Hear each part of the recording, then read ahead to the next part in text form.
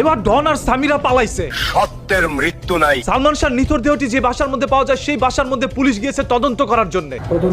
সামিরার 101টি ভাতার ছিল, যার কারণে সালমান শাহকে আর ভালো লাগে নাই, সালমান শাহকে দুনিয়া থেকে সরিয়ে দিল। ডন সালমান শাহর অগোচরে ইস্কাটন বাসা আসা যাওয়া করত। সালমান শাহ ছিল বাংলাদেশের সিনেমার কিংবদন্তি। সামিরা অন্য পুরুষে আসক্ত হয়েছিল এবং শুধু অন্য নয়, একাধিক পুরুষে আসক্ত ছিলিস বলেই তুই আজকে মহানায়ককে করছিস। সালমান শাহর বউ নিজেই পরকিয়া করতো, অন্যদিকে সালমান শাহকে আবার সন্দেহ করতো।